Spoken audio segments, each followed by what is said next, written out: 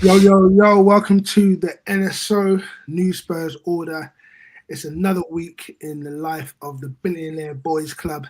Um, 4.3 to be exact, give or take a few, depending on who and which newspaper report you read. Um, just the two of us today. It's myself, Coach Dave, but I've got my brother, my good friend, the deep analyst himself, who uh, he begals us with his podcast in his mini podcast in the group chat. It's time for it's a time for, for just the two of us to go back to back, like a old school rap battle or something, tonight. So we're gonna do that. It's my boy Kevin Nash. Say hello to the people, Bob. Hey man, you're getting better at these intros. You're getting better at these intros. When you said Billionaire Boys Club, I was about to pause it though. I was about to pause it. Oh gosh. I'm trying. I was kind of thinking about that from early on. But now, listen, with the news recently that Spurs are increasingly becoming attractive on the market. Um, and hopefully, as you know, we're going to be attractive on the pitch as well. And that's what we're going to dive into straight away. I know we left you without a pod last week. Apologies from the crew. Everyone's tied up with grown man business. Life is life in. But we're back. I didn't want to leave you 2 weeks in a row, so that's why we're jumping on tonight to make sure you got something to listen to before our 8 o'clock kickoff tomorrow against Wolves. But before we do it, let's recap what's been happening in the life of Spurs. We're going to go all the way back to last Saturday, fresh off our first Champions League game. We got a 1-0 win at home to Villarreal. Many of us from NSO were there. It's nice to be back in the Champions League. Had a little light show, the tifo, all that kind of stuff, and then it's back to the regular grind. Okay, back to the regular grind with a game against Brighton away. Now, for the avid historians, you will know that Brighton away has historically not been a great stomping ground for us. A lot of draws, a lot of mishaps, 2-0 up, 3-2 down in recent memory. And so to be filled with trepidation is probably something that many Spurs fans may have experienced going into that game. But, bruv, what was your perspective, coming out of Villarreal, coming out of West Ham 3-0, going into that Brighton game? Did you feel confident? Did you feel like, yeah, we've got enough tools now to put this team away? Or were you having that same sense of nervous trepidation? Do you know what? I might be the only one that doesn't go into that game with a sense of dread. I don't know why. Maybe it's foolish pride, but to me, it's just another game, right? But as we saw, it ended up taking a very similar pattern. I do think we maybe didn't do ourselves justice in the early moments of the game. I think the way that we lined up should have been a lot more robust than what we saw. And I know a lot of people have made statements about the fact that we didn't actually play badly, but the defensive naivety was just on show early doors. So it was one of those games, I think, just in general, where I went into it relatively confident. We didn't start well enough, and then the rest of the game took a very familiar Spurs versus Brighton pattern, to be honest, of just chaos. Yeah. Chaos. Let's look at that starting lineup. Good to see Destiny Udogie return back to the left flank. One, it's just good to have a left footer on that side. Yep. Van de Ven, Romero, Porro, Bergvall, Palhinha, Bentancur, Odegaard, making his first start, I believe, this year. Richarlison and Kudus. From that lineup, you talked about being robust. What were you then expecting to see in terms of a start? When you see that lineup at an hour before kickoff, what are you expecting to see from that lineup that you didn't maybe see in those first 10, 15 minutes? Yeah, given how we've defended so far this season, seeing Paulinho and Bentancur on the pitch again together, I did expect us to just have a firmer control in the game, maybe not commit too many men forward, especially with the left flank of Odebear and Adogi.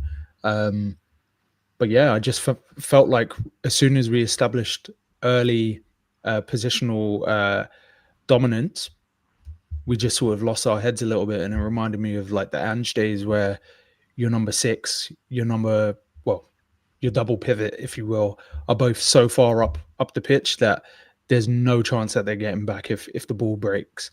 So yeah, it was a weird one. I definitely expected us to maybe have a foothold in the game earlier than we did, but as I always say, you can't really read too much into lineups until the ball is kicked. Yeah, it's interesting because you said it reminds you a bit of those Ange moments, like their first goal that they scored on the counter, transition. We say against run and play, whatever.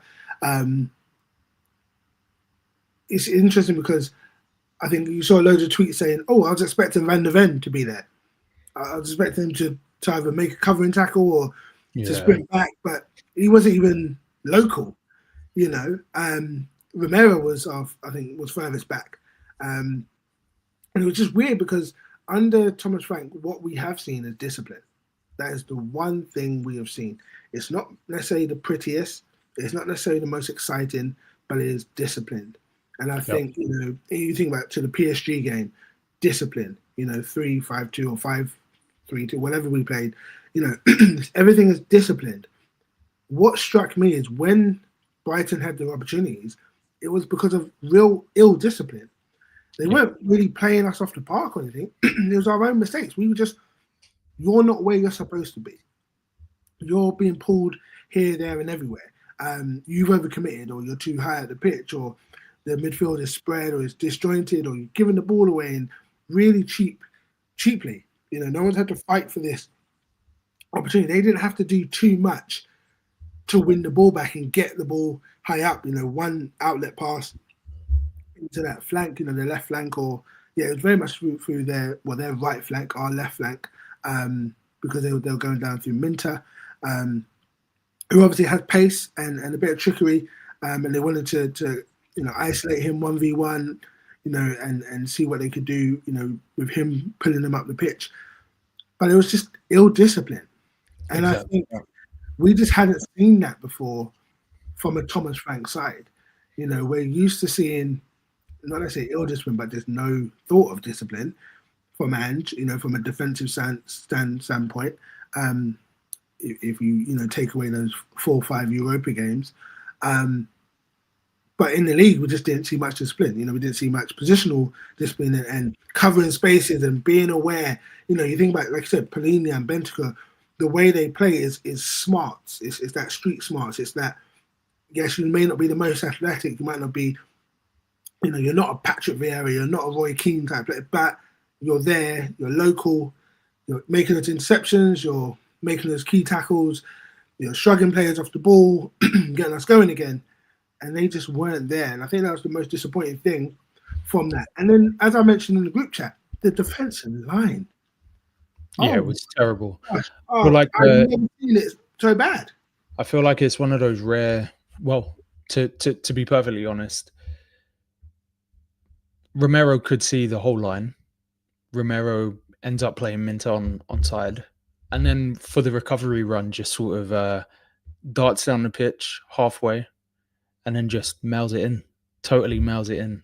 And if he continues his run, he probably clears it off the line because the finish wasn't anything special. Obviously, by that time, it's a catalogue of errors that lead to the goal, and you can overanalyze it as much as you want. But I would expect to see Christian Romero, this dogged defender, this, oh my gosh, what a saviour he is, to actually apply himself a little bit more. And fortunately, we ended up clawing something back by the end of the game. Otherwise, I feel like the conversation about him would have been a bit louder. Yeah, very true. I mean, I didn't notice it at the time, but obviously seeing the commentary after, like, oh, he could have done better. So we find ourselves 2-0 down, within 31 minutes. That second goal, again, another catalogue of errors. Bergvall giving the ball away very cheaply. and then Vicario just getting beaten way too easily. Um, it's one of those things where you leave yourself with an uphill battle, but then because we knew we carry a threat, and I think this is what is a foundation where we can have a bit of confidence moving forward, um, because of some of the work done on the squad. Because you think about it, Xavi Simons wasn't on the pitch yet. You do then think to yourself, you've got a little bit about yourself to maybe pull yourself back into the game. But again, like we say, at 2-0, the next goal is crucial. And we were lucky enough to get a goal before half time, in the 43rd minute. Scruffy. Someone tweeted, Bentancur made 2 horrible decisions in that build-up play, but they all paid off to make it work. I mean, I saw that. But I feel like that was harsh, but it's good for the narrative. You can laugh after the fact, but yeah, I mean, Richarlison scoring scruffy goals is pretty much part of the course at this point. Unless they're bicycle kicks, then they're all slightly mishit and stuff like that. So it is what it is. I was quite happy that we managed to get the goal before halftime, because on the run of play we did look pretty decent value. I think in the first half especially, I was particularly impressed with Odegaard and Udogi's combination play on the left hand side. You mentioned already having a natural left footer in that left back role does enable us to actually play with some sort of overloads, overlaps, underlaps, everything in between. And Udogi's full repertoire was pretty much on show. I feel like he found himself infield more than he went on the outside of Odegaard, on a more frequent basis. But it works because you have someone in Odegaard who is naturally going to stay and get chalk on his boots, is going to look to isolate his man and actually either play a cute ball around the corner or break the lines, or just drive at the opposition fullback. So it was quite a nice dynamic, and I feel like that's one element of this game overall that I was particularly impressed with. So what's your expectations for Destiny now? He's had a horrible 18 months, I feel. Like it's been so stop-start with the injuries and form.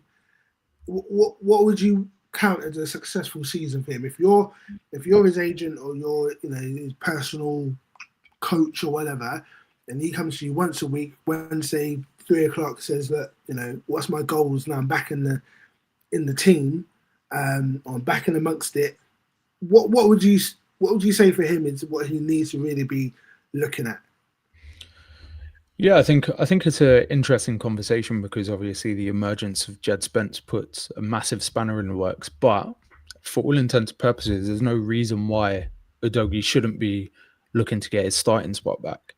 I think for younger players, getting injured can sometimes be a blessing in disguise, because you get to take a little bit of time away from the game, maybe do a bit more analysis on the components of your game that need to improve. And then, ironically, a lot of these guys just play way too much football, so they don't really get to take that time to develop their bodies or actually do the work on the training pitch to get better in significant ways. So I do expect to see a more mature version of Destiny, picking his moments to get forward a lot better, working on maybe some of his discipline, which started to wane a little bit towards the end of his stint as a starter, but also just really pushed to get his spot back. As was mentioned in the comments, there's no reason why Jed Spence shouldn't be able to snatch Porro's chain. Like, outside of the fact that Porro has been listed as one of the leadership group for whatever reason, Jed Spence is the better right back, and I don't think it's up for debate at this point. So I think it's a matter of time before we see Spence and Udogie get a run of games, and depending on how they perform and the players around them, I would love the season end to see Destiny Udogie take his starting left back spot, flanked by Jed Spence on the right. Yeah, that'd be. I mean, we've all said that in the group, haven't we? Naturally, that feels like a better fit defensively. Yeah. And then we don't necessarily lose that much attack. I mean, everyone speaks about Porro and his ability on the ball in terms of deliveries, whatever. But to be honest, I sometimes think it's a bit overstated because Way he's not, overstated. he's not Trent. He's not generational. Um, he's not whipping in crosses left, right, and center. We don't actually play that way. We can, It's just and part of the pattern of play. So, what's the point? And one of the weakest parts of our game is the fact that the types of crosses we've been putting in aren't actually suitable for the personnel, Yeah, right? So yeah. both Kudus and Porro on that right hand side want to cross from the same areas of the pitch. They want to cross from the half space. They want it to be to the back post, floated, lofted balls, right? Destiny gives you something distinctly different because he's able to combine, run off a man, make it to the byline, either float something into the back post or drive it across. And Yeah. shown it consistently over his time at Spurs. If you want a more offensive option, that left side desperately needs it, especially if you're to look at like maybe Xavi Simons' performances so far from the left hand side. It's been screaming out for someone to run on that overlap. Udogie being fit offers us that option. When you watch the combination between Odebear and Udogie, if you want your fullback to invert a little bit and still have those elements of offensive nous, Udogie can do that too. And then when you get to his defensive prowess, which was on very, very good showing against Brighton, there's no real reason why he shouldn't be in the team. And when you apply the same logic to what Spence brings, it's looking a little bit spooky for Porro. I can't lie to you. Yeah. I was very impressed. I mean, I thought Destiny was probably our best player. Yeah, without a shadow of doubt. That was a man of the match performance for sure. Yeah, definitely. Good to see him hit the ground running. Hopefully, he can get a good stint moving forward, avoid an injury and provide the spark we need on that side. Spencer's done a good job, but we do look better. Like I said, we're having a natural left footer width, but also that aggression. Like I said, getting to the byline. It was just great to see someone who's willing to get to the byline and the cutbacks or those low crosses. Well, actually, like I said, the variety of his delivery was really good. And then defensively, he didn't shirk from his 1v1s. And he made sure that, he did his job. He did his job on a day where defensively we didn't look as convincing. And like I said, the discipline wasn't necessarily always there. So, he was a standout and long may it continue. Midfield. So we were missing Sarr, who's been, I don't want to say the revelation of the season because Colossal. we knew, but he's been immense to start the season. But he didn't play the game, he didn't get on the pitch, and hasn't played. Now we know it's because of a minor injury, but he should be all right to go for the Wolves game. At least he was able to train a little bit. So we see Bergvall, Palhinha, Benteke. What is this midfield combo? Is it a combo issue? Is it a conundrum? Is it a problem? Is it just lovely to have? Hey, listen. By the end of the season, Bergvall, Simmons, and Sarr will probably end up being on the pitch together. Like, honestly, the work that Sarr and Bergvall have been doing, like, it's gonna get to a stage where it's ridiculously difficult to drop either one of them. Like they can do pretty much everything that you need on a football pitch. I do like what Paulinho has been offering. Admittedly, like the Brighton game wasn't his best. But I think having options in midfield is something that we've been bereft of for a very long time. Yeah. I'd probably say that since Dembele and Wanyama, we've struggled to have a consistent partnership or trio or whatever the case may be, and we also have sucked at having any backups as well. I think there's something to be said that young players like Sarr and Bergvall can slot in and look the best players on the pitch consistently. Again, we've not had that for a very long time either. So it's a nice problem to have. It just means that when push comes to shove, any rotation of these players should be able to turn up, put in good performances, work well together, and guys are getting the reps that they need to actually play to the full extent of the season. One of the biggest issues when you do have options is certain guys get phased out in favor of like starting 11 players. They lose momentum, they lose rhythm, and then when they do come in, they're playing in hodgepodge partnerships, and they're not able to really establish any continuity. So the fact that we're steering away from that is actually pleasing, especially considering Thomas Frank doesn't have a long string of European experience like some of the other managers we've had, but he seems to be a hell of a lot more flexible and a bit more mindful of utilizing the full extent of the squad. Yeah, very good point.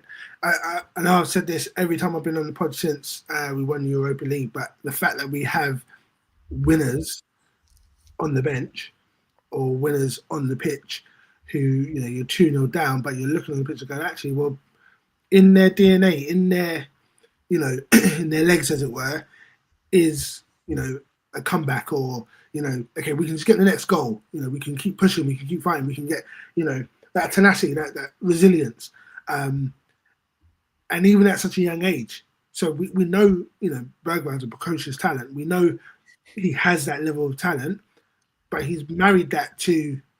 I've been able to see that through, and obviously didn't play in the European final, but I've been able to see that through to win. So you can see it on the pitch. He grows into those moments. Yep. He demands the ball.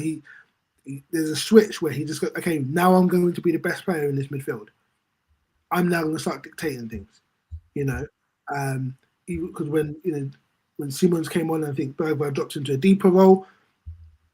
Again, just comfy, He's gone from playing maybe more of a high 8 into more of a kind of hybrid 6-8 kind of role, bringing the ball out of the first phase, linking into the 10, hitting those passes, thinking across the width of the pitch as well.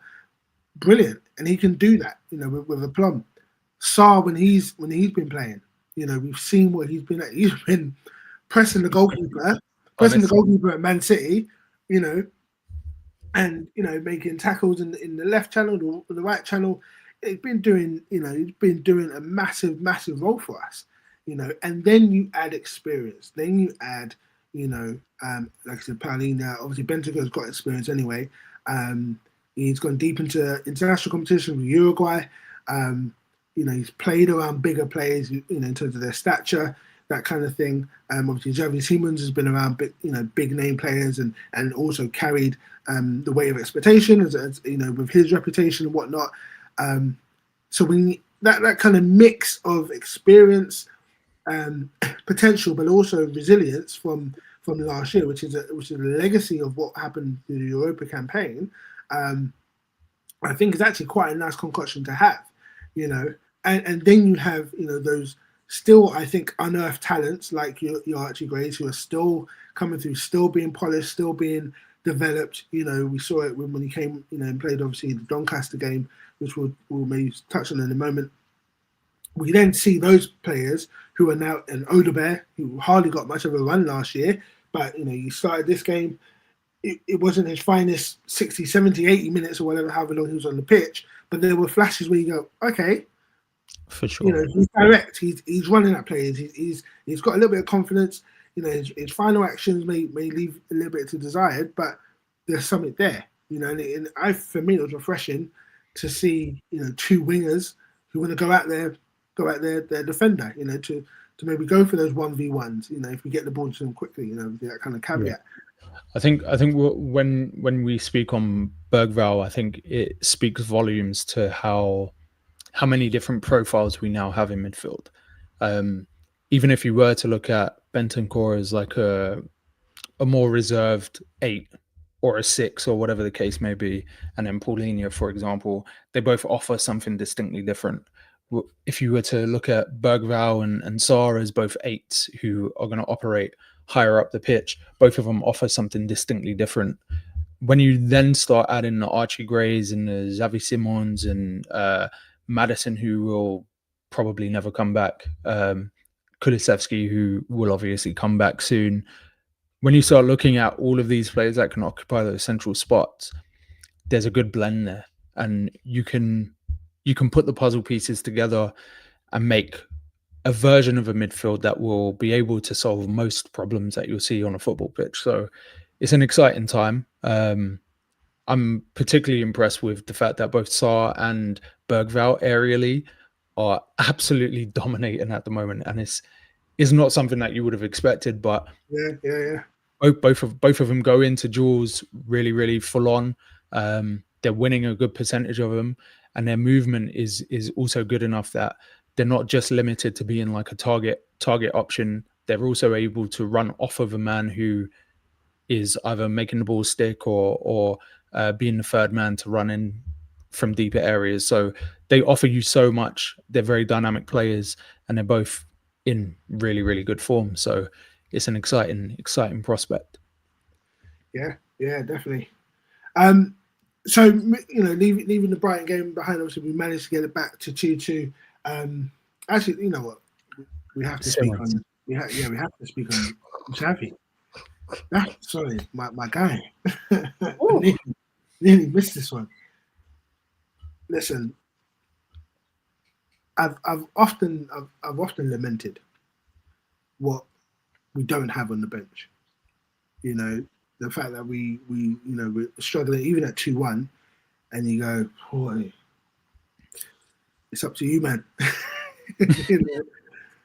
But the fact that he came on, Xavi Simons came on, and he was able to. No, he was up to speed, and he just immediately, you can see, not only was he just a class above, but everything went through him.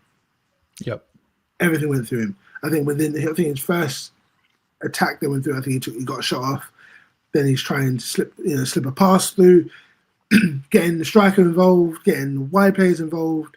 Even dropping deep, being a decoy, dropping the shoulder. The full kind of repertoire of what you need in that circumstance as well, when you're 2-1 down away from home, and really trying to wrestle something out of a game where you've been dominant possession-wise, but you just need a little bit of magic just to open it up. And even though he didn't get an assist, or goal or whatever, you can tell that his introduction really lifted everyone else, because all of a sudden, it's, we call it gravity. His gravity on the pitch in those central areas meant that Kudus now, he'd been having an on and off game. He beat his man a few times, but maybe his final action wasn't that great. All of a sudden now he comes alive, because now it's a proper 1v1. You can't, your head's on a swivel. So I've now got the advantage with me, because through the centre there's a real threat. How would you sum up his introduction and what that means for us moving forward to have an out and out, levels 10? I feel like he's pretty much like ended the left wing experiment just with that cameo. I think now that he's shown what he's capable of doing when there is occupancy on that left flank, naturally when there's players in behind him to protect, and where he's given the full reins to just drift into spaces that make sense for his IQ and just pull the strings, I think it would be foolish not to accommodate him either as like a left 8/10.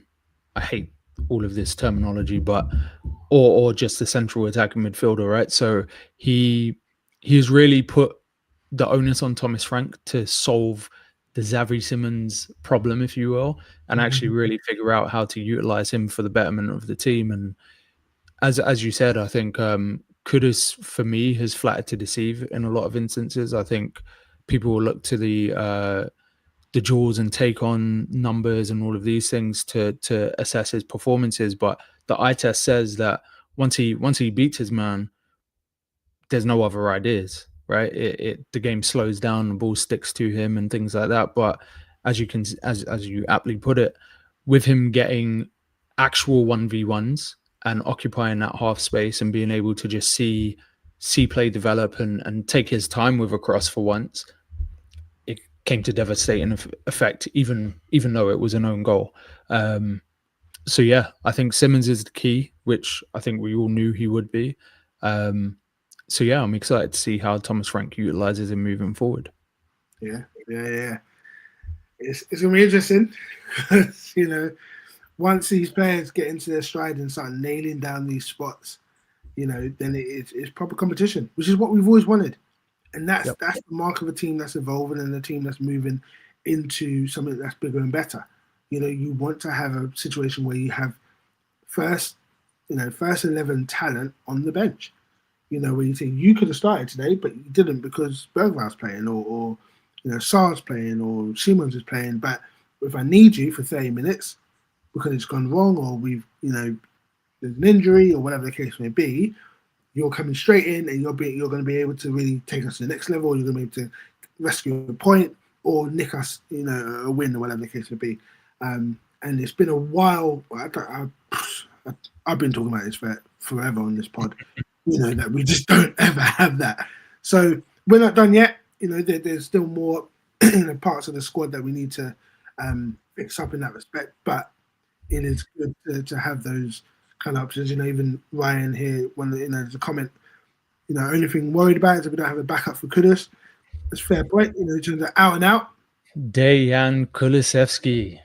But Kulusevski will probably. He's snatching his chain. I don't care what anyone says. He's going to snatch the chain back. There's no chance Kulusevski doesn't get his spot back. Honestly, I've seen enough. For those of you who don't know, Sai is the leader of the Dejan Kulusevski fan club within the NSO universe. Listen, that guy carried us through a good 6-7 games last season. Put that BBC energy. Wow. And now we move on. Hey yo. So yeah, Brighton.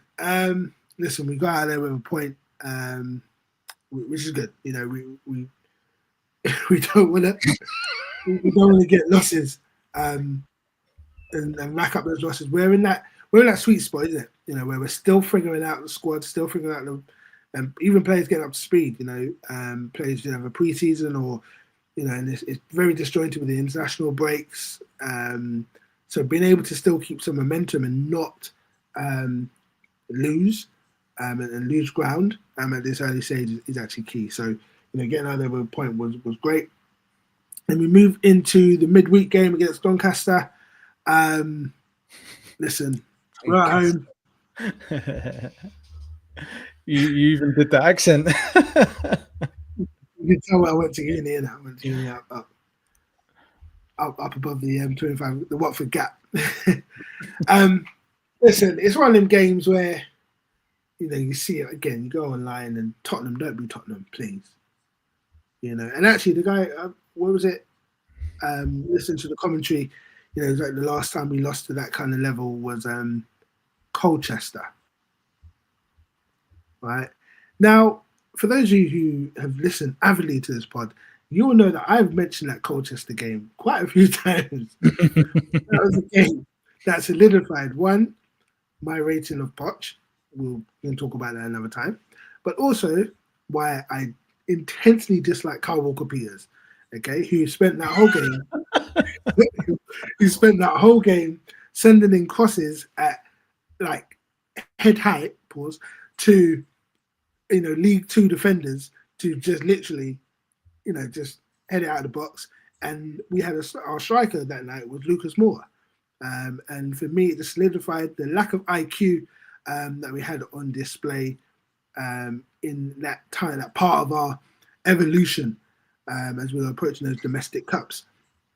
So it's quite interesting that we had a bit of a, duality there. We're back now against lower league opposition. And you just want to see it done right, don't you? You just want to see, approach it with the proper amount of respect. It's not a jolly up, but at the same time, this should be comfortable, right? So you were there. What was the mood around the ground? That place was empty as fuck. When you say lower league opposition, geez, people complain about the ticket prices, but don't show up when it's a 30 quid ticket. It's like you want premium product for lower league price. It's a weird phenomenon, but yeah, the atmosphere was generally quite positive. I've had a stinker of a time in the stands recently with a few of our fans, but I won't get too deeply into that. Not today, anyway. Maybe we'll do a Patreon piece about the facios in our fan base, but yeah, Doncaster. It was a decent atmosphere. It was quite mellow, as you can expect on a Wednesday night. I think the thing that impressed me the most again was in terms of selection, everything just sort of made sense. I know the big news was Archie Gray playing and Paulinho being on the pitch too. The immediate assumption was that Archie Gray would reprise his role as a centre back, but thankfully that wasn't the case. And Paulinho, with all of his experience and defensive prowess, ended up being the one to play in the back line. And to be honest, it worked out pretty well. I think both he and Archie Gray were two of the standouts. I think Archie Gray was absolutely phenomenal for a kid who is, for all intents and purposes, still growing into his footballing body and footballing brain and all of these things. I think he brought in a really good shift and was doing some really impressive stuff. Mainly, I feel like if you watch the game back, he ran the right channel the whole game. The whole game. Yeah, that was Brennan Johnson basically just got made redundant in that role. It's like Archie Gray's movement and balance and all of these things just shows you why Brennan Johnson is just not good enough to play in this team. Yeah, no, that was going to be my point. It was interesting because when you think of Archie Gray as a profile, he's a defensive-minded midfielder, a defensive midfielder.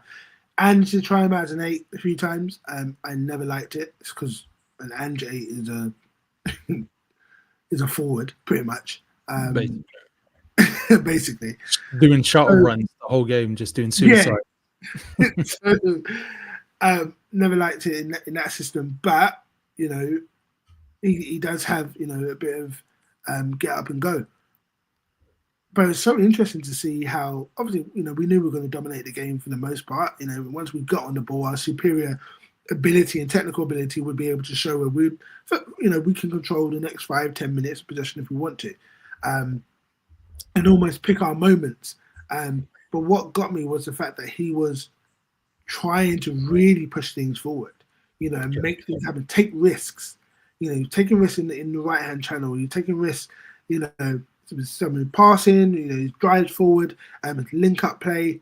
And yeah, like I said, it did render Brennan Johnson obsolete in some respects, because it just made you realise what wasn't happening from the winger, and it shows his ability. Obviously, we know he's played right back, before, so maybe that was a bit of it creeping in, where he's comfortable in those areas, seeing the pitch. And I've always said this about players like an Archie Gray, and if you think about other players who've come through of a similar ilk, I'm not saying he's going to be the next Declan Rice, but you think of a Declan Rice and others who play centre back than centre midfield, or maybe right back than centre back. Even Steven Gerrard did a stint in as a fullback at one point. What it does, it gives you that appreciation for the pitch in different angles. Exactly. And I think what we see with Archie Gray now, more so than what I've seen, watching him even before he got to Spurs, is that he's able to now see the pitch and be very comfortable in certain areas, even when he's isolated. There's one point when, I think in the second half, when yes, the opposition had a bit of pressure on us. Whatever, Porro was giving the ball away quite a few times. Porro and who else was at the back? Was it Dancer? I think no, Porro and Paulinho actually on that side. Just gave the ball away maybe 2-3 times, and you just see Archie Gray just literally made a beeline and just made himself an option, and he was like, "Give me the ball," and he's like on the edge of our box, and he did a little drop shoulder pirouette, and we're out. And I think there's something to be said about that that whole pathway that Archie Gray has had. I think obviously last season, a lot of the time, people's perception was that he was only really going to play fullback, which to me just never really made sense. But the interesting thing is defensive midfielders and fullbacks have for quite some time shared a lot of attributes. If you take the pace and the crossing out of it, the positional sense, the progression of play, the making yourself available as an outball, all of those things are things that have a lot of parallels. And obviously, we've seen some of the greats play both roles. The Kimmiches, the Felipe Lams, these guys were able to make that transition easily because of the fact that there was that shared understanding and IQ that was required. So when I see Archie Gray being able to play in those half spaces, run those channels, and sort of do that inverted piece higher up the pitch, while also applying all of the defensive positioning and breaking of play and receiving the ball in tight pockets and being just an option, I can see where his development is being aided by the experience of just being used as a workhorse or utility man. So it's good to see it working out. His last few cameos have actually been really, really good, and this was probably the best performance that I've seen from Archie Gray at Spurs, outside of maybe one or two centre back performances last year, where again he unfortunately was the best player on the pitch, which speaks more about where we were at that point. Yeah. Tell. Matisse Tell. Good. Do you know what? Let me not be disingenuous here, right?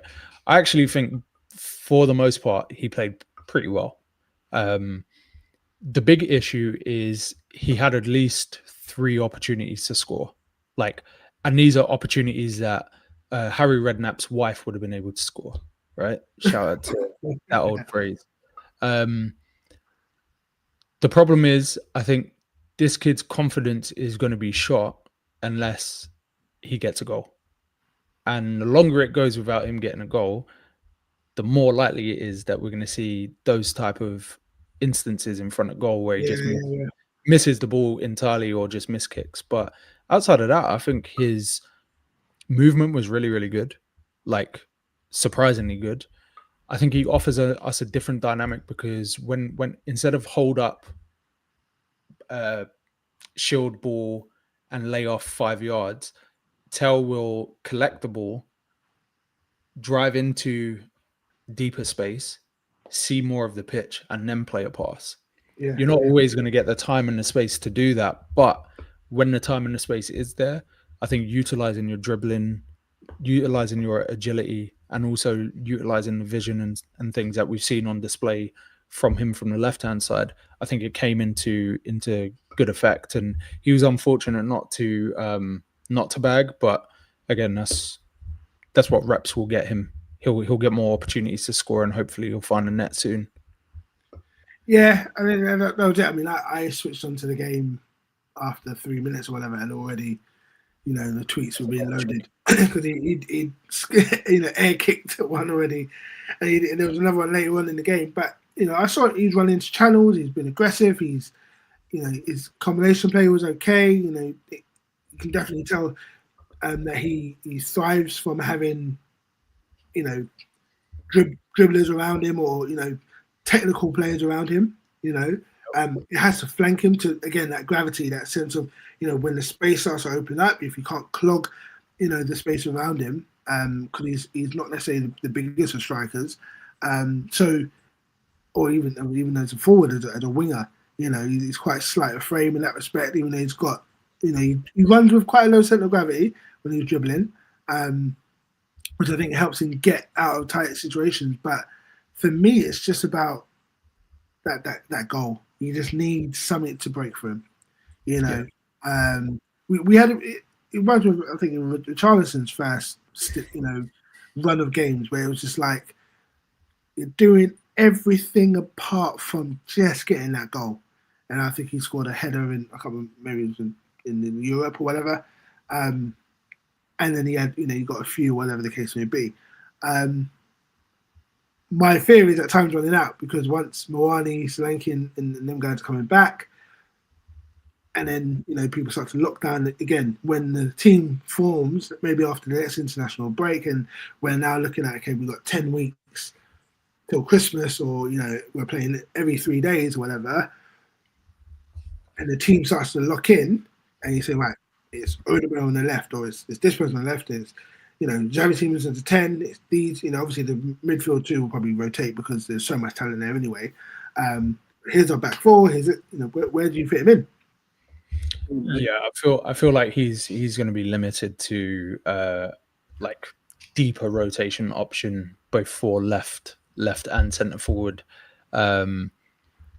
It's not a bad problem to have. I think he has qualities that can be utilised, as you said. Having Odegaard and Simmons in the team definitely saw a lot more of his skill sets be put to the forefront.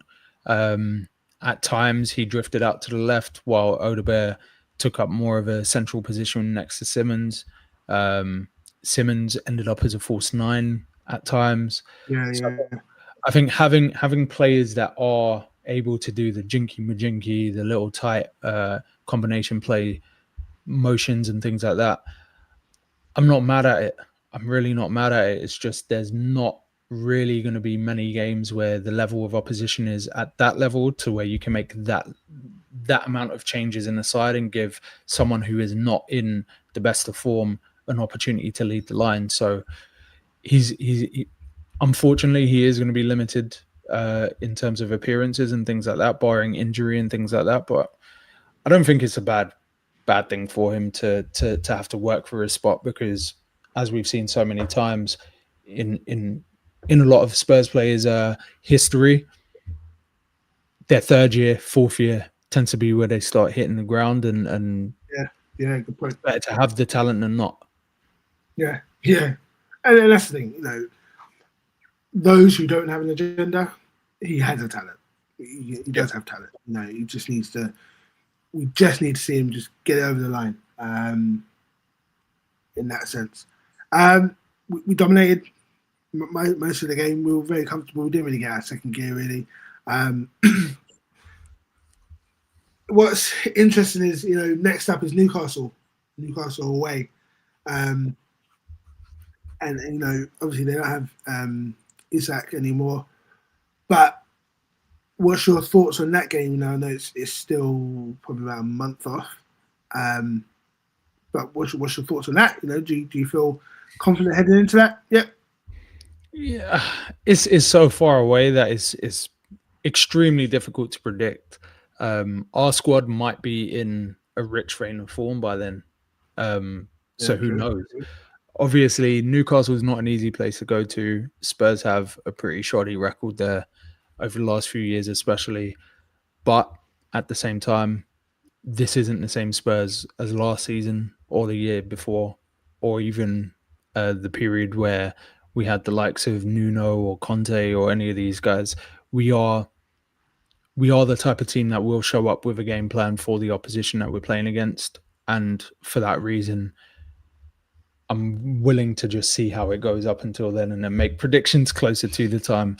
Obviously, we all fantasize about having piss easy draws in these early stages, but ultimately it's the League Cup, right? And we win another game and we're staring down the barrel of a potential final. So it's one of those things, right? Like, there's only so many games in this comp, so you just got to take it as you come and rise to the challenge. Yeah, definitely. Talk about rising to the challenge. We had obviously the club has legacy numbers, which they hand out to those who make their debut, to mark players who represent our beloved club. We all grow up with dreams of running out at the lane in front of the home fans, whether it be an empty stadium or full for a Champions League night or whatever. Whether there's a tifo or not. We would all love to be able to make our debut for our beloved club. And a talented 16-year-old who turns 17 next week, I believe, was able to do that as the 900th player to make an appearance for Spurs. Luca Williams-Barnett, back in 2023, I sent a message to brother Tope, telling him about this kid. I said, just watch him, man. He's coming through. He's always been playing up, playing a few age levels above, and as they do with these kind of talents. But it's good to see, Thomas Frank giving him an opportunity. The game was in that sweet spot now where you realise that, okay, we're not going to concede 2 goals in 5-6 minutes or whatever the case may be. I don't know, people maybe started leaving by that point. I know there wasn't many people to start with, but in terms of the vibe in the crowd, or what people saying in terms of when his name, when people realised he was coming on, and the kind of reaction, and what was it like seeing Luca Williams get on the pitch? Yeah, do you know what? The reception was really good for him. There was a buzz around the place when he was named on the bench as well, which is always nice to see.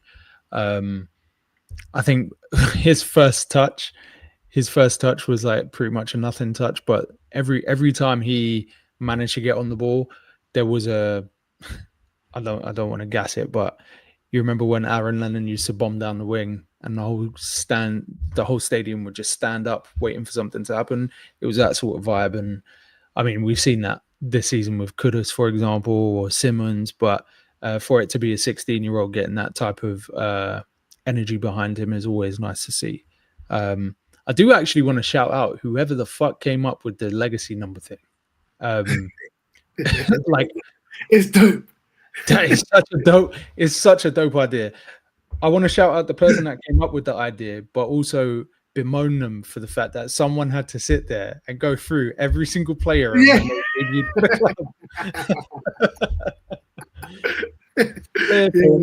Like going back and watching those old black and white games, and when we used to wear like burgundy and shit. Like, gosh. Whoever had that job must have been real pissed off. But the legacy numbers is a cool idea. I think it obviously immortalizes players in the annals of history.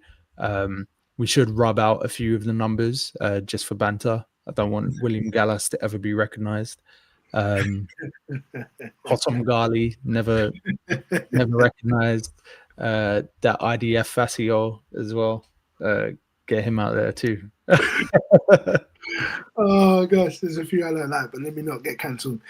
A few of the fan base faves, I'm like, nah, man.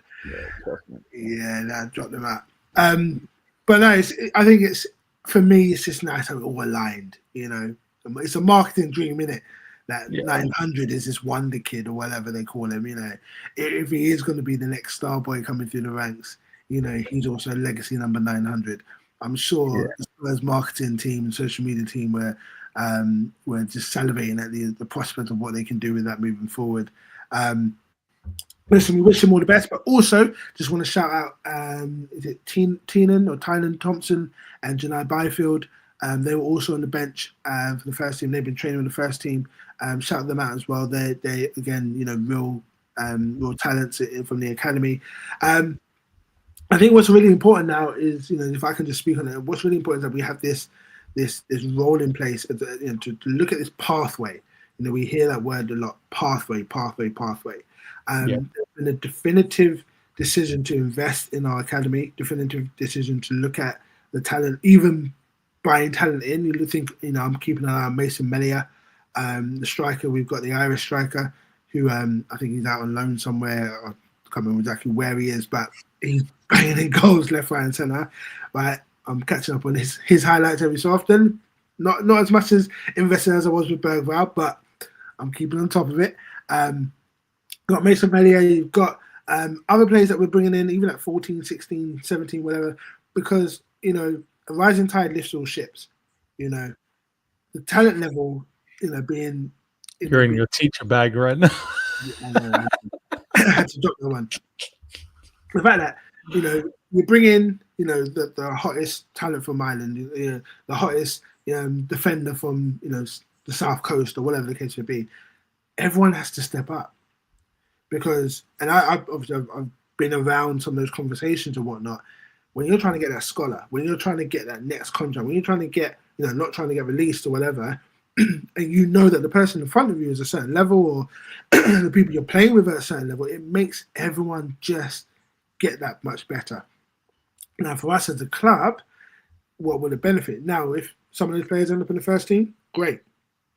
Obviously, Luca Williams Barnett, all signs indicate that he, his. I know the deal's pretty much been signed, sealed. It'll be delivered next week when he turns 17, and I think officially announced.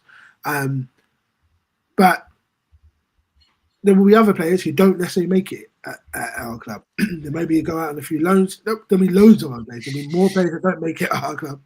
Yeah, there's a few that are elephants in the room too. Yeah, there'll be some who completely slide into oblivion, right, Marcel? Like Mouse. Oh yeah, Perry. Hey, Lavinia. Oh, yeah, that was a big miss from you, mate. Yeah, I know. I had to get my stocks back. But there'll be something again that just they don't make it at Spurs, but they might make it at Southampton or Rangers, Villa, or maybe not. Maybe not. I'm not gonna do it. I still believe, or Marseille, or wherever it might be. Okay, and we might be able to either make some money from that, or it just raises the profile of people knowing that if you're at Spurs, you've got a pathway into the professional game. And I think that's what's really important. And I also like the fact that Thomas Frank is looking at it and going, and he's been like this since pre-season. He's had these boys playing with the first team since pre-season.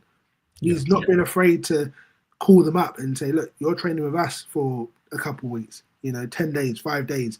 And it's not just being training coach. They're really involved. They're getting used to the pattern of play, the pace of play. I watched Luca's post-game, kind of speech or whatever, similar to what Mikey said 2 years ago when he came on against Man City for 8 minutes. It was like, he said, I thought I could hang. I thought technically I'm good enough to be here. He said, but it was just the pace. He said it was just fast. And the thing about it, a 16-year-old being in that environment, it's incredible to think that a 16-year-old is doing that. He's in year 12. He's sick form. Yeah. But there's so much things that he has to now adapt to: the pace, the IQ level of the players he'll be going up against, the physicality of it. All those things need to come into play. And we hope he avoids injury and all that kind of stuff. And if he goes out on loan, he gets the right loans, all that kind of stuff before it all clicks. But even with all of that, Thomas Frank has got his eye out and he's gone, yeah, there's something there. We want to, give you the environment to cause that to thrive. And this is why it's important that we do have, whilst we have the competition at the top end of our squad, we also make space for these academy gems who are coming through to feel like there is something and there's a moment. And it's important for the younger generation who are under 14, under 15, under 16, who are not necessarily Luca, to be able to see and go, you know what, there's something there. I might be able to one day, 3, 4, 5 years, for sure, get to that point. I think Luca was one of the kids who got the car ride with the league squad. He was like 12, isn't it? He was about 12. I think he was 10 at the time. No, he was younger.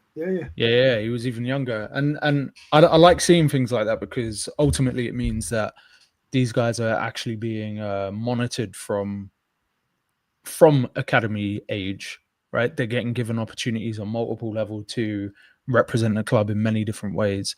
And it makes nice stories, right? Like as much as football can be seen as a business from some people, to other people it's high level competition. There's also that level of romanticism that we need to maintain in some instance, at least for the kids, to make it worthwhile dreaming, right? Like I'm a grizzled old vet in some ways, but I'm also someone who definitely does believe in the youth and on multiple levels, like seeing somebody be able to fulfill their dream, represent their club, represent their country. We'll leave that one to another conversation, but to be able to play the game at the highest level, maintain that joy for it, and actually like fulfill dreams is a nice thing to see.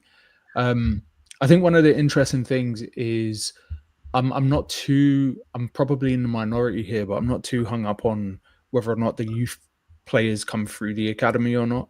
A lot of the time, I'm like, young players in general, whether it's a Bergvall, a Sarr, a Spence, or an Udogie at the time that we bought him, these guys all constituted as young players. You've got the Bergvalls, the Archie Grays, like these guys, for all intents and purposes, are at the first stage of their career, their professional career, when we're acquiring them. And the fact that we have so many of them sort of contributing and as a sort of thread through the club, it puts us in a good position to put those established pieces around as like a framework for them and enable them to grow into big roles. And that is, for all intents and purposes, the model that has worked best for this football club over the last 15, 20, 25 years even. So it's good to see us reverting back to type in a positive way. Yeah. Listen, I think it's a concerted effort. Udogie, we signed him as a young lad. He did an extra year. Sarr, extra year. Bergvall, left him for 6 months. There's Mason Mellier, kid, he's at St. Pat's. He's coming in January. There's a plan. It's all coming together. And you add that to what we've already got in the academy, which is doing decent enough. They're winning at different levels, different trophies and competitions they're entering, whether it be at the 14s, 16s, 18s. There's strength and depth across the academy, and it's a good sign. So that's a good foundation. Like I said, it keeps the flame alive for the young kids coming through, where they can say, well, if I'm 8 years old or I'm 10 years old and I'm seeing this guy who's 6, 8 years older than me being able to play in the first team or be around the first team, maybe that could be me, or it might be when I'm 21 or whatever the case may be, because we still have, the core of that Europa League team was still quite young, or the Europa League run, as it were. You look at Bergvall's contributions, Archie Gray's contributions at centre back, obviously Sarr, they're still quite young as players. So, it's good. It's good to see and to have that energy around the club. And I think it's also put into bed some of the mentalities in the stadium. But again, we'll save that for the Patreon. Moving on to this weekend, congrats obviously again to Luca Williams-Bennett and also to his family. He shouted out his family on his post-match. Talked about his dad taking him to football from age 4, talked about mum preparing all his meals, and also shouted out his sister, which I thought was very sweet. This weekend, we have got Wolves. 8 o'clock, Saturday night at home. Bottom Wolves. Honestly, oh god, we need to turn these lot over. I can't lie to you, man. Obviously, they won their EFL Cup game against Everton, but that's not saying much. Everton are pants too. I need us to dominate these, man. Honestly, Yeah, can you name 4 players from Wolves? I actually can't. I was actually thinking that earlier when I was preparing for the show. I was actually thinking, who actually plays for them now? Because they sold the young Don that they had up top, the tall striker that they were just trying to make into a Premier League striker, and he was just like, no, I'm not going to do it. I just don't going to work. I can't remember his name now, João something, because they're all Portuguese, aren't they? Up there. It was João Santos, I don't know. They need to get your boy Lavinia over them. Calm yourself down. You know what? You might be playing tomorrow anyway. Still, you might be playing tomorrow for them. I actually cannot name a Wolves player. I don't know where they're at. Don't know apart from they're bottom. They are fully bottom of the league, and knowing Spurs will turn up and will concede 2 to them and have to claw it back. But honestly, I need an easy Saturday. I can't lie to you. I need an easy Saturday. These lot have scored 3 goals or 5 goals this season. 3 or 5, 3 goals. Like, come on, man. Like, let's be real. Like, they've lost 5. They've got a -9 goal difference. Like, we should be walking all over these lot. Yeah, we should be. Their food. And in previous seasons, we should have been as well because they haven't really been that great. But Wolves and Spurs is just a weird game. It's just a weird. I don't like this game at all. I do not like this game at all. I like this game less than I like the Brighton game. But I'd rather play Brighton back to back than play Wolves this week, especially 8 o'clock when we're the only thing on TV. When all eyes are on us. Okay, tuck us away in the 3 o'clock spot, right, where you have to go into some random. Anyway, for those of you who have a fire stick, you know what I'm talking about, right?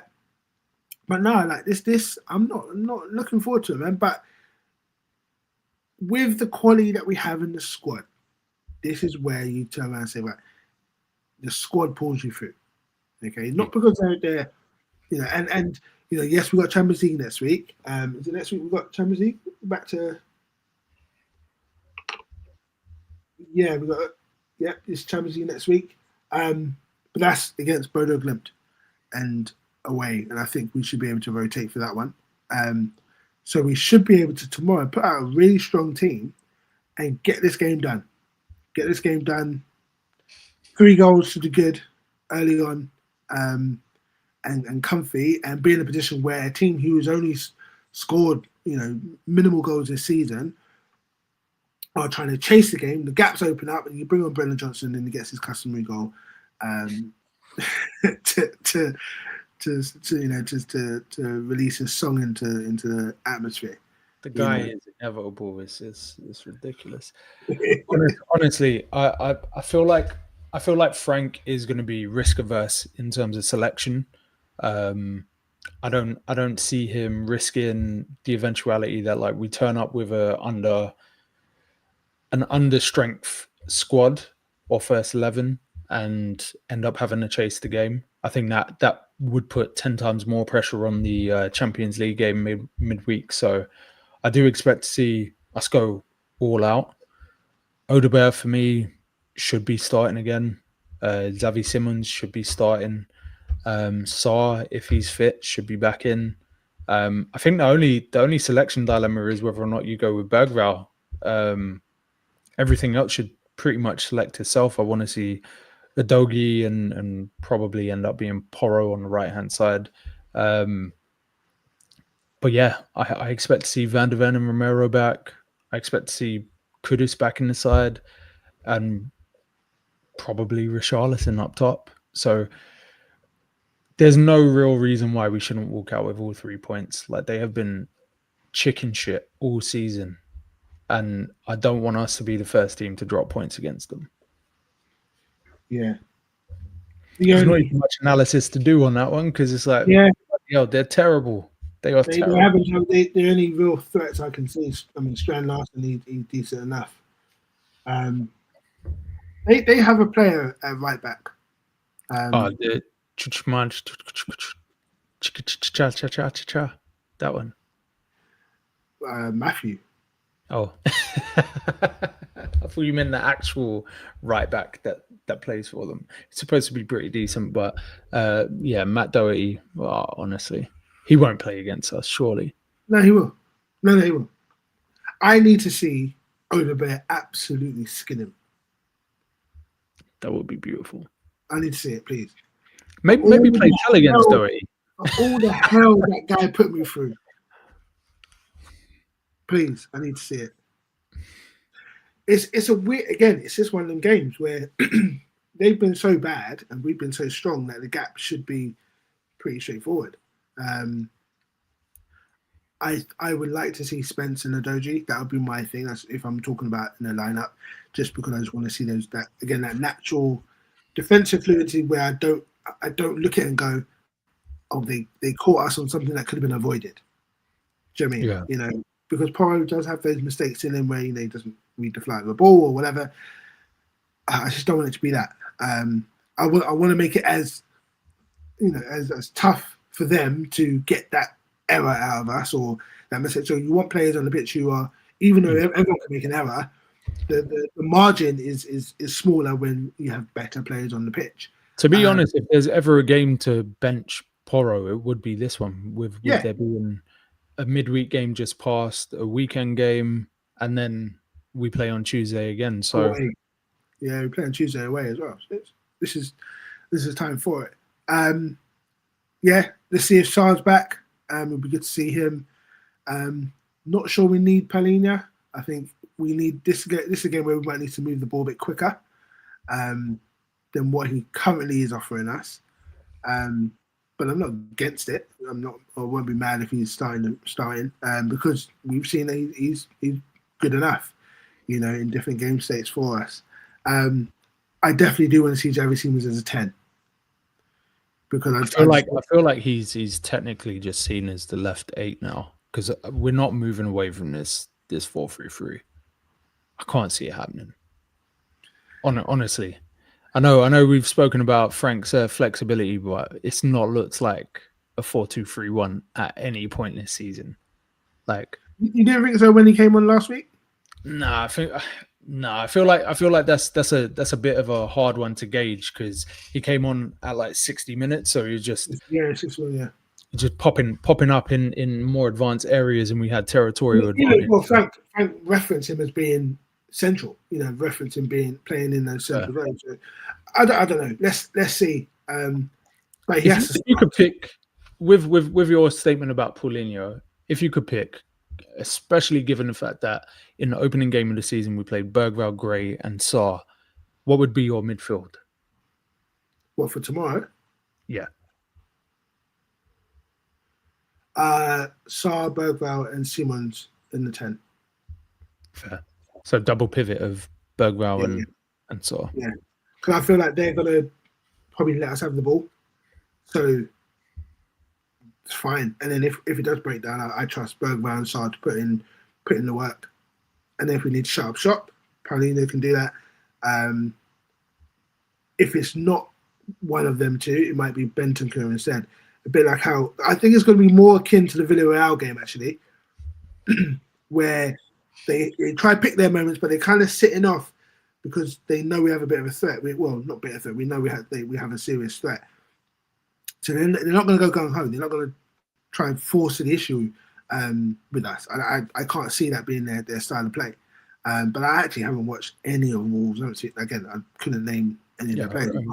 I mean, I might end up falling asleep because I'm going to be watching from home. So I probably won't have watched Wolves game even after tomorrow. So 10:30, yeah. Interesting that. One final thing to discuss. Actually, no. What would be your prediction? What's your prediction then, man? Oh, we got to hit them for 3, man. It's got to be a 3-0.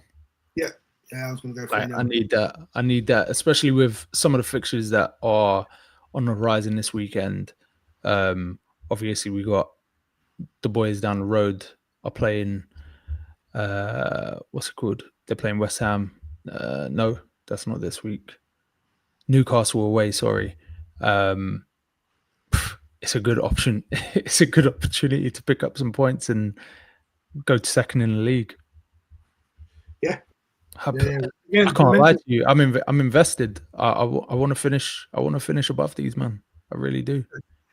Don't tell anyone. Don't tell anyone. I said it. They go certain Gok 3000s up top. You can't do anything. He sucks. We spend big on a striker, and it don't work out. We've all been there, right? Anyway, so I'm gonna stop shooting arrows. Let's one more thing to discuss. The recent reports, light reports, because it came out from the Sun, didn't it? But it seems like this guy was playing into it. Spinning the decks on this story on his Instagram. A DJ from America heading up a consortium who have made some sort of attempt or move or intention to purchase Spurs. So are we in this sweet spot now where we're just going to have these kind of stories popping up quite often now? Is it open door season in that respect? Do you think any of this is credible? Do you think there will be a sell in the next 6 to 9 months, or is it maybe a year, 2 years down the line? I think we're a few years off a sale, to be honest. I think the interest is categorically going to be there. I think Spurs are in that position at the moment where, when you think about the Levy departure, we've lost our front man ultimately, right? Like, teams might actually be willing to do deals with us on a transfer side of things. Companies might actually be willing to negotiate on some form of sponsorships with us again. And ultimately, people that are interested in owning this football club might actually send an email, because it's not just going to go to one Daniel Levy. So for me, on a personal note, I would prefer us not to get sold at this moment in time. I think with the Lewis kids getting rid of Daniel Levy in the manner that they did, the feeling of new ownership is what I'm feeling a little bit. Their intentions have been made clear. They want us to be more competitive from a sporting perspective. We're coming off the back of first trophy in 17 years or whatever it was. So I'd be very, very reluctant to see even more upheaval, considering the fact that the head of the snake for 25 years is no longer there, right? Like, that's already enough upheaval as is. We've seen us go to market in a way that we haven't over the last few years. We've seen us be intentional with the coaching appointment. We've seen the tone around the club, even from like a marketability standpoint, change up too, where they're talking about bringing youthful exuberance and things like that to club PR and things like that. So things are looking up for the football club. And as much as people are disenfranchised with Lewis's ownership of the football club, as it pertains to him being tied to Daniel Levy, his involvement is minimal as is, right? So waiting this one out and seeing where we get up to, it seems like the best bet. And the fact that they're not looking to just sell immediately actually fills me with a lot of optimism, to be honest. And I'd prefer us to wait 2-3 years before making full assessment on what it is that they're doing to positively or negatively affect this football club. Very well put. Very well put. Yes, it's one to watch. And I'm sure anyone that has a spare 3 billion lying around is going to be linked with us, whether they be from the US, from Qatar, from Japan, from Australia, from wherever. Give me some Arabs, boy. I mean that bitch with the thobe, my guy, because I ain't seen a prayer room at the new stadium in ever. It's interesting. It's funny because, like, obviously when everything came out about this guy and people started doing their research, it's literally people are putting their preference. I was like, no, I want an Arab. No. Your money ain't good money. Yeah, trust me. Oh, yeah. 4.3 billion of it. Your money ain't good money, boy. No, man, it ain't the right color, man. It ain't the right color. Bruv, it's been good to chop it out with you, man. As always. You jumping on and giving the people what they want, man. I know we took the week out last week, but it's good to get back in it and make sure that all things Spurs have been covered. It's been a good week. Hopefully that continues with the game tomorrow at Wolves. If you are listening, if you're locked in, make sure you smash a like, retweet, repost, share. Follow us on our socials at New Spurs Order, and you can follow us on TikTok, on X. Hit us up on YouTube, drop a comment, send questions in, interact. We're always on there. We're unafraid to give our opinion, analysis, and sometimes a little bit of light-hearted banter, especially if you wear red and you're in North London. So always interact, make sure you engage, and we'll be back next week. Peace.